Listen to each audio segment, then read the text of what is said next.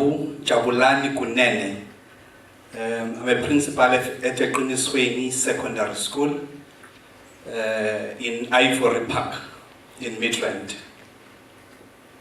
Now, just a little background of the school. It started in 1994. So basically, this year we are celebrating 20 years in existence. We are a school with a learner population of 2,352 learners from grade 8 to grade 12.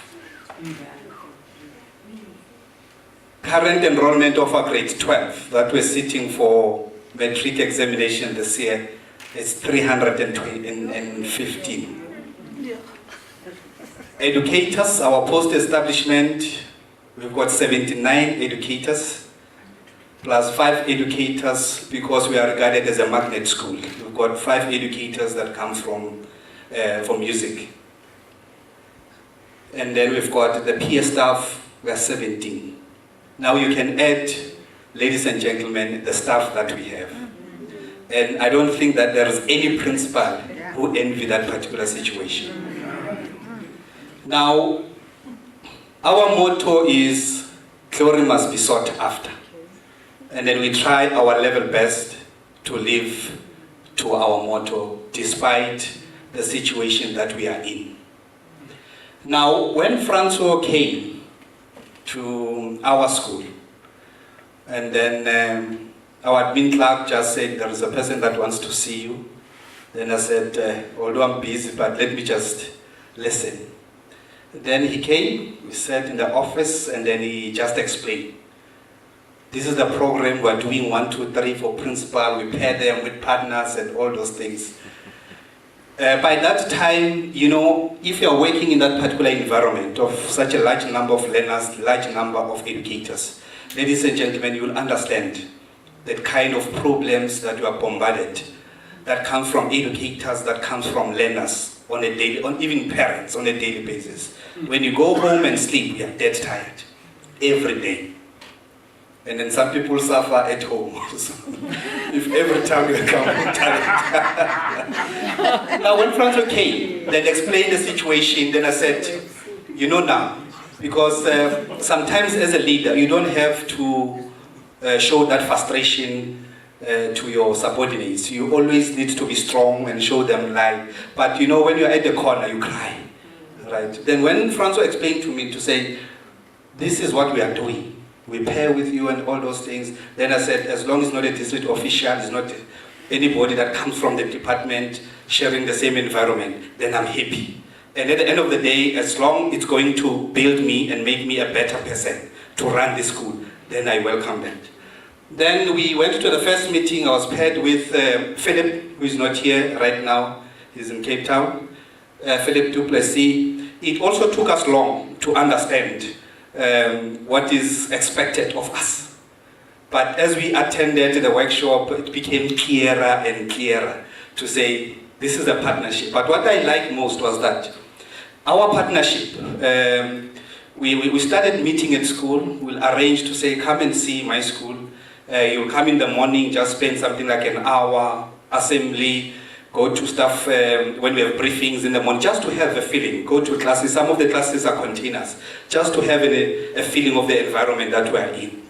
Then, as time goes on, we started meeting at Mac and Bean, whether in Centurion or also in Midland, just over a cup of coffee, just to discuss some of the things. He actually bought me a book by Jonathan Jansen that is How to Fix South African Schools. Go and read it. He had a copy also, we read it, and when we sit down, we discuss what are the principles that make a good school, and then we debate about those things, right? Now, the challenges as a school, when you look at the numbers, is overcrowding, obviously. Toilets are overloaded with that number, you can imagine. One of our problems is low attendance of parents' meetings. You know, there's the biggest problem. Parents don't want to attend parents' meeting. But we have discovered that the people that we're using to maybe give the invites to parents, they're not doing their job, which is the learners. So we came up with the SMS system, but we wanted to link it to the SEMS program that we're using so that messages or invites can go straight to parents. Child-headed families, we are in an environment, it's in Ivory Park, where we've got a lot of child-headed families. Just imagine, if children are living alone, it becomes a problem. Once we have a problem with a child, we call the parents in Limpopo or KwaZulu-Natal, the children are staying alone. Some, they don't even have parents at all. So it's a challenge. Insufficient resources allocation. Clever actually indicated. With the large numbers of learners, we need something like 4 million. But the allocation that we are receiving, it's so difficult to do some of the things. More especially, we've got 2 computer labs, 45 computers each room, which is 90. And then we've got learners that from grade 10 to 12 that are doing computer application as a subject, right? Now, maintaining those computers needs a lot of money. It's taking a lot of money, which makes us not to do some of the things that we want to do. Some of unmotivated educators, with the large numbers of teachers, imagine when you are having a staff room. There are some educators who just want to take you out of your direction. So you need, as a principal, have the skills of how to manage those people, because someone, they want to provoke you and bring that anger so that you can commit as much mistake as possible in such a way that you don't even achieve whatever that you want to achieve. So I presented to also Philip to say, this is my challenge, right? How can we do that? It's so good if you have a person who is not part of the district or whatever advising you. A person who came to the environment totally different, because you know that the advice that this person is going to give you is genuine. Is not influenced by any other thing. So when we sit at Mark and Bean and what we're discussing about those things, he will give me some tip to say, why can't you do 1, 2, 3? When after that I went to a meeting, then I started doing those things.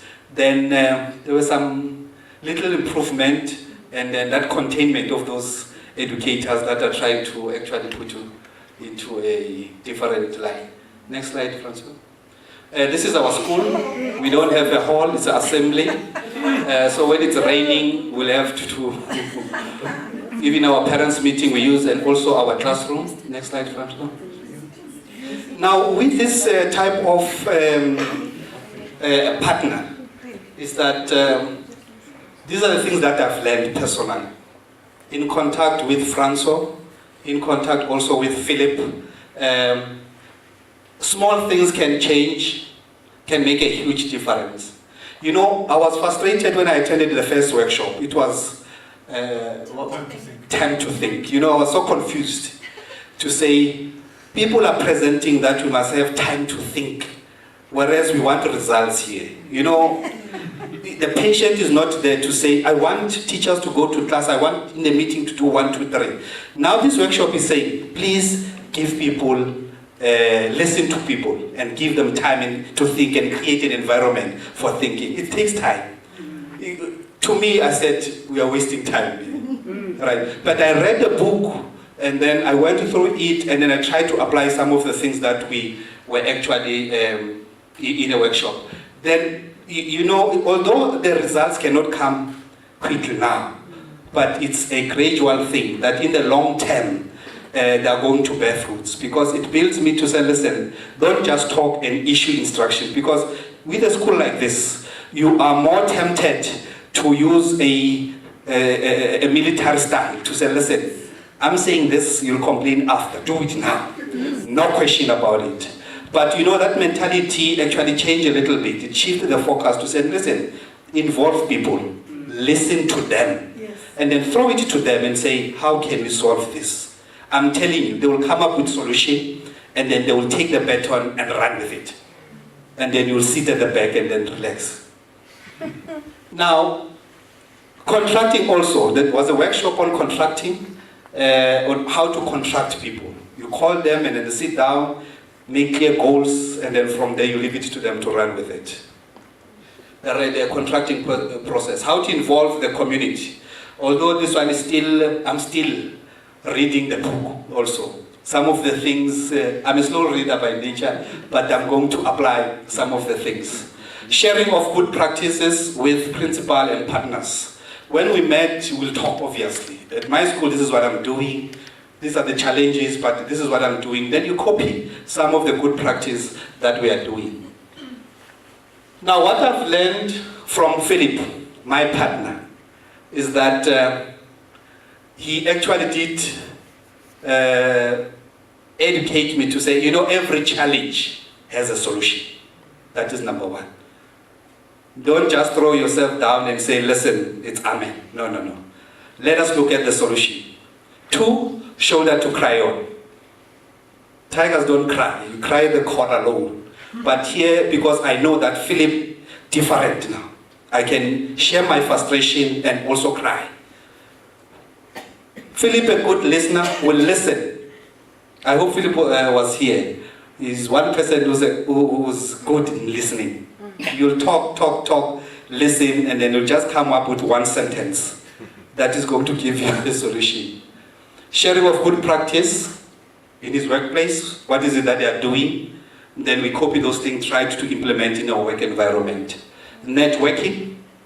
You know, this year at our school, it was more like funky, because we had 2 activities whereby Philip actually invited people from Vision Active, and then we were involved with the grade 10, 11, 12, and 9, participating in the aerobic process at the grounds. It was so nice. Even the boys that are smoking nyaupe, they could feel that when they exercise, you know the nyaupe is... it was just a nice... and also, as a music school, magnet school, we have learners. Philip actually organized the Joy of Jazz to come into our school to perform.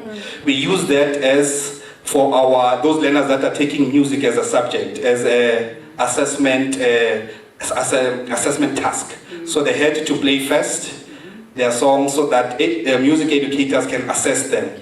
Then after that, we had the big guys that shared the stage with them, and then it was just a funky day on that day. And then also, next slide, Francois. Oh, this is what Philip would have said if he was present. So at assembly, as we don't have a hall, that fun day when we invited, it was a concert. This one where we had people from Vision Active, where we're doing a lot of exercises. We have also the food garden that we have through Philip's network. He actually donated to us seeds that we are using in terms of growing the vegetables and also distribute to those learners that are needy. The last one, Francois? I think we have agreed with Philip in principle to say we may have the celebration today, but our relationship will go on. Thank you very much.